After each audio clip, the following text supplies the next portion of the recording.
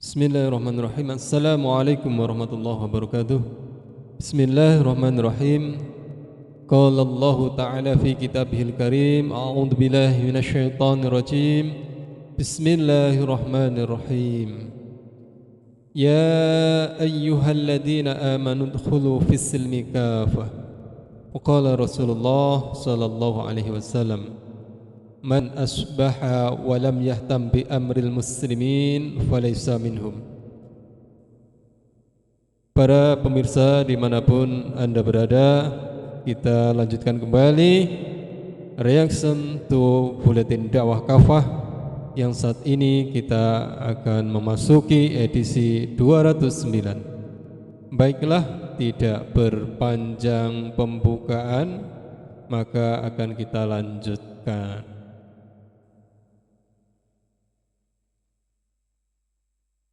Para pemirsa dimanapun Anda berada, berharap keadilan hanya pada syariah Islam. Jelas hukum dan peradilan di negeri ini makin diskriminatif, makin jauh dari rasa keadilan. Para koruptor misalnya, yang kebetulan adalah para pejabat atau mereka yang dekat dengan kekuasaan, kerap dihukum amat ringan. Sudah begitu, masih dapat diskon masa tahanan. Bahkan dalam kasus korupsi bansos triliunan rupiah yang merugikan jutaan rakyat, pelaku dihukum amat ringan. Sebaliknya, dalam kasus pencurian yang dilakukan rakyat biasa, itu pun pelakunya kadang terpaksa mencuri karena terdesak keadaan. Hukumnya bisa cukup memberatkan. Demikian pula dalam kasus lain, misalnya pelanggaran protokol kesehatan atau prokes selama masa pandemi COVID-19 ini. Makin nyata adanya ketidakadilan di antara sekian banyak pelanggaran prokes oleh presiden, pejabat negara, dan orang-orang yang dekat dengan kekuasaan. Pelakunya tak ada yang dihukum berat, bahkan banyak yang bebas, tidak dikenai sanksi sama sekali. Sebaliknya, pelanggaran prokes oleh HRS yang padahal beliau sudah membayar denda tetap diberlakukan hukum berat. Beliau tetap dipenjarakan. Dalam kasus lainnya tak jauh beda. Berkali-kali para buzzer RP seperti Denny Siregar, Abu Janda, Ade Armando, dan lain-lain yang diduga amat dekat dengan kekuasaan melakukan penistaan agama. Namun sampai detik ini mereka tetap bebas berkeliaran. Tentu bebas pula mereka untuk terus melakukan ujaran-ujaran yang menimbulkan keonaran, keresahan, kemarahan publik. Mereka tak pernah sekalipun diseret kemeja hijau, padahal sudah banyak pengaduan masyarakat terhadap mereka, baik melalui jalur resmi, jalur hukum, maupun lewat keluh kesah masyarakat di media sosial. Sebaliknya, para tokoh agama Islam yang dituduh melakukan pencemaran nama baik begitu mudahnya diproses secara hukum dan dipenjarakan. Misalnya saja Maher At-Twalibi almarhum dan Gus Nur yang baru dibebaskan, termasuk yang terakhir Yahya Waloni yang dituding melakukan penistaan agama Kristen. Tentu masih banyak bukti betapa hukum dan peradilan di negeri ini amat diskriminatif, benar-benar tidak adil, bahkan terasa amat zalim, terutama tentu terhadap pihak-pihak yang berseberangan dengan kekuasaan. Sebaliknya, bagi penguasa dan pihak-pihak yang pro penguasa, hukum dan peradilan begitu memanjakan mereka. Produk cacat demokrasi. Produk cacat demokrasi. Mengapa ketidakadilan dan kezaliman begitu nyata di negeri ini? Setidaknya ada dua faktor penyebabnya. Pertama, sistem hukum dan peradilan di negeri ini sangat dipengaruhi dan dilandasi oleh sistem hukum dan peradilan barat yang sekular, bahkan sekular radikal. Sekularisme barat melahirkan sistem demokrasi yang memberikan ruang kebebasan kepada manusia untuk menetapkan hukum tanpa terikat oleh ajaran agama. Dengan demikian, sistem hukum dan peradilan di negeri ini nyata mencampakkan hukum dari Zat yang Maha Adil, Allah Subhanahu wa Ta'ala. Karena itu dapat dipastikan produk hukum yang dibuat pasti tidak sempurna dan memiliki banyak kelemahan. Di sisi lain, manusia memiliki interest, kepentingan baik pribadi maupun kelompok. Atas dasar ini, wajar jika hukum yang dihasilkan oleh rekayasa pemikiran manusia semata akan menghasilkan ketidakadilan. Hukum sangat berpihak kepada siapa yang berkuasa dengan berbagai kepentingannya. Persamaan di depan hukum menjadi tidak ada. Sebabnya sejak awal hukum memang tak diperuntukkan bagi semua. Inilah cacat hukum produk demokrasi. Kedua, bobroknya mental sebagian aparat penegak hukum, entah itu polisi, jaksa, ataupun hakim.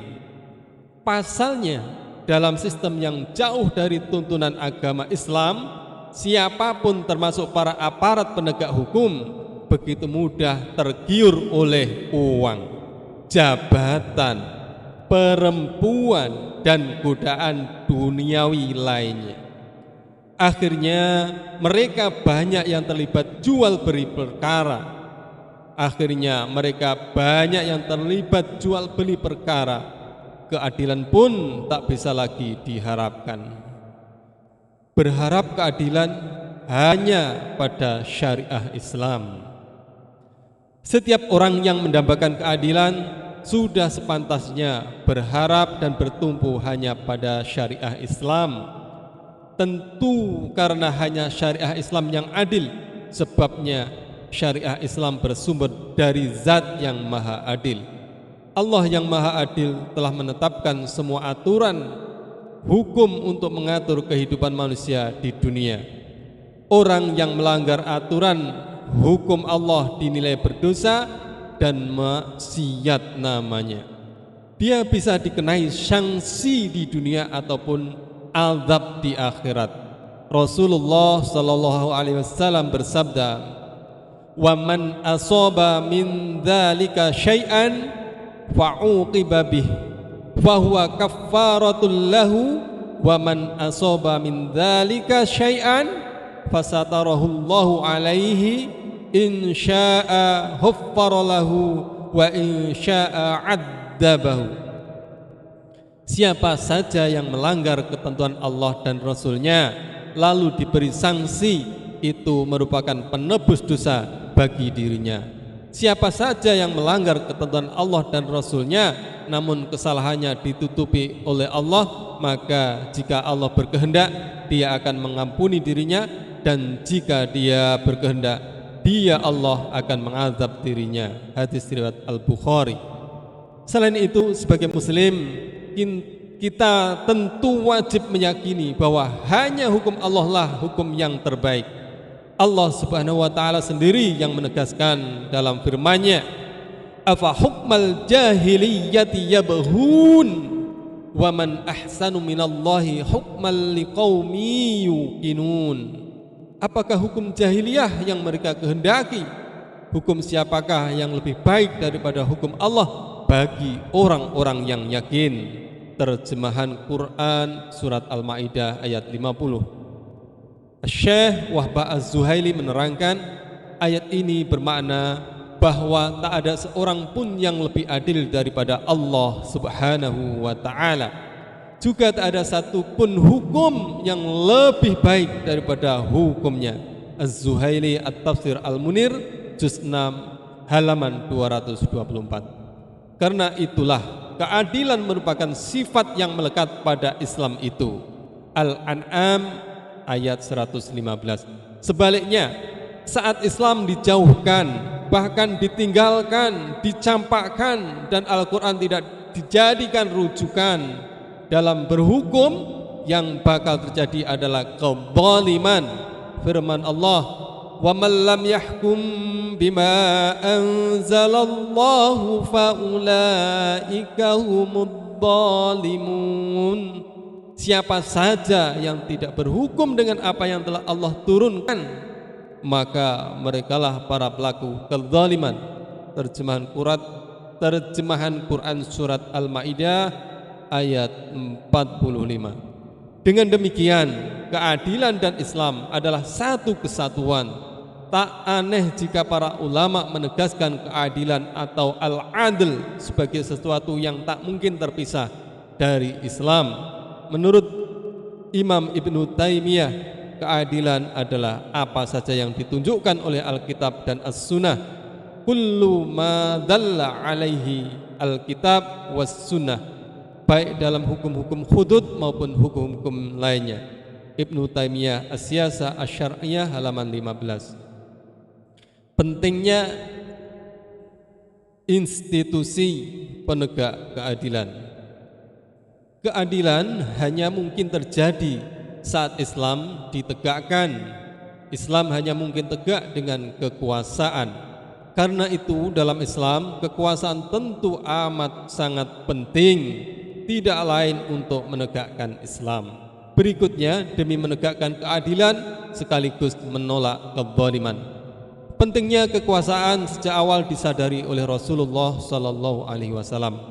Inilah yang diisyaratkan Allah melalui firman-Nya, wa qur rabbi adkhilni mudkhala sidqin wa akhrijni mukhraja sidqin waj'al li min ladunka sultanan nasyira.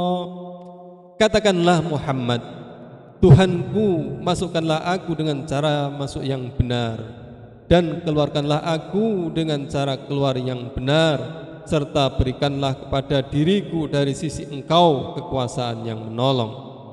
Al-Isra ayat 80. Ibnu Katsir saat menjelaskan frase waj'al li min ladunka sultanan nasira dalam ayat di atas dengan mengutip Qatadah menyatakan, dalam ayat ini jelas Rasulullah sallallahu alaihi wasallam menyadari bahwa tak ada kemampuan bagi beliau untuk menegakkan agama ini kecuali, saya ulangi, bahwasanya dalam ayat ini jelas Rasulullah sallallahu alaihi wasallam menyadari bahwa tak ada kemampuan bagi beliau untuk menegakkan agama ini kecuali dengan kekuasaan. Hanya dengan kekuasaan. Karena itulah beliau memohon kepada Allah kekuasaan yang bisa menolong, yakni untuk menerapkan seluruh hukum-hukum Allah melalui kitab sucinya Al-Quran, memberlakukan hukum-hukum hudud Allah, melaksanakan berbagai macam kewajiban dari Allah, dan menegakkan agama Allah. Ibnu Katsir Tafsir Quran Al-Azim juz 5 halaman 111. Karena itulah tepatlah ungkapan Imam Al-Ghazali yang menegaskan ad-dinu wal mulku tau amani mislu akhwain walada min batnin wahid. Agama dan kekuasaan itu ibarat dua saudara kembar, seperti dua saudara yang lahir dari satu perut yang sama. Al-Ghazali At-Tibr Al-Masbuk fi Nasihah Al-Mulk juz 1 halaman 19. Apa yang dinyatakan oleh Imam Al-Ghazali setidaknya menegaskan apa yang pernah dinyatakan sebelumnya oleh Khalifah Umar bin Abdul Aziz dalam surat yang beliau tujukan kepada salah seorang amilnya atau bupatinya. Di dalam surat tersebut antara lain beliau mengungkapkan wad-dinu wal mulku tau amani fala yastaghni ahaduhuma 'anil akhar. Agama dan kekuasaan itu ibarat dua saudara kembar, tak cukup salah satunya tanpa didukung oleh yang lainnya.